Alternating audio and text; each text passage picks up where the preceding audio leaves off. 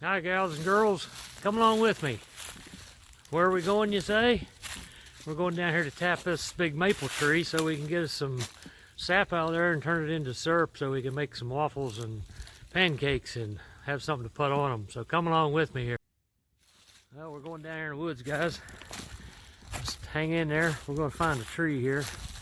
I see some maples here. There's one big one there. A couple others around here. One right up there. But I see a real big one over here. I think we're going to grab, and I'll show you how we tap this tree. I got my stuff over here. I set up there a minute ago. Show you how we do this. But this big maple tree right here, we can put a couple taps in it for the size it is. Won't hurt, won't kill it or anything. So we're going to show you how to do that. Okay, guys and girls. First thing you need are these little spouts. You tap them, you drill a 5/16 hole in your tree, and you tap them in where I'm holding my fingers, and then you hook a hose to it. You put them in at a slight angle like this, drill a 5/16 hole in your tree about 2 to 2.5 inches deep, and then you put the hose off of that into a bucket and you catch the sap. It's pretty simple, guys. So we'll show you the process here. Just keep watching. They call them spiles, and the cheapest I got them was Ace Hardware. Show you how we do this. You got your little spout like this made up. Got a hose on it. Now all we got to do is drill the hole in here. 5/16 bit. So you find a spot on here, it's good and solid on the tree. Drill your hole. You lean the drill down a little bit, about 30 degrees. And you drill the hole about 2 to 2.5 inches deep.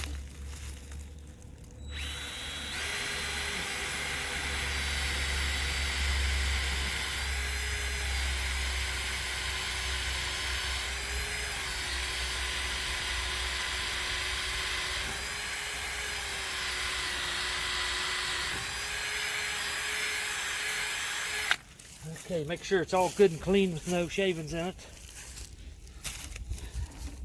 Then all you need to do, take your spout,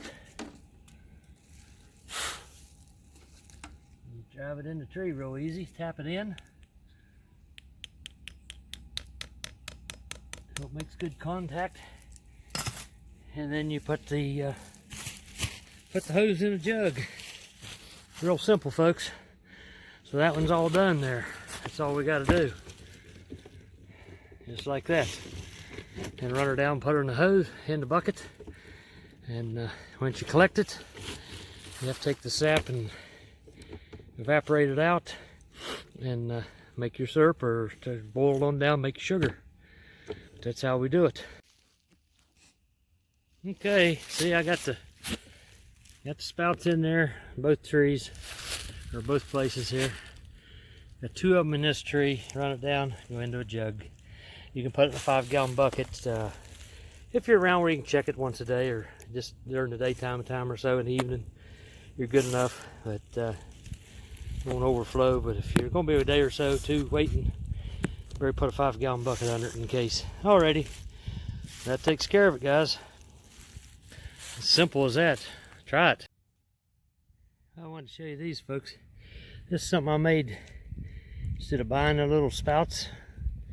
I took a 1/2 inch dowel rod and drilled a 5/16 hole inside and slid a tube in, and then we drilled the hole 1/2 inch in the tree and drove it in.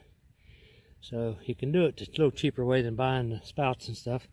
Just a piece of hose into a little jug, gallon jug I had there. So this one's right out here in the front yard, so it makes it easy to check.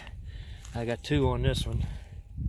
Right today they're not running real well because it was freezing last night and they just haven't got started yet. It's worn out, really warm enough. Next 4 or 5 days supposed to be pretty nice. So we done got 3 or 4 gallon out of this tree last few days when it was warm. So we'll try some more later. Well, guys and girls, I've been collecting the sap, and I showed you how to tap the tree there. And we got her in this 100-plus-year-old copper bronze kettle here. We used to make apple butter in. My wife did a lot of stirring in that bucket when she's younger. And got the fire going under it. There's better ways to do this, but this is the way I do it.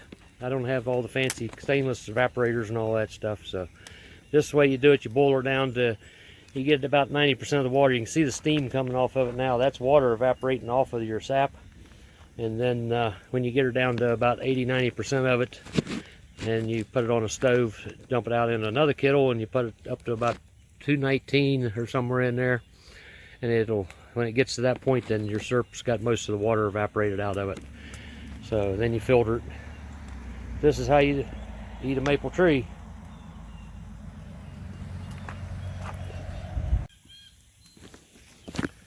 Well, guys and gals, forgot one thing.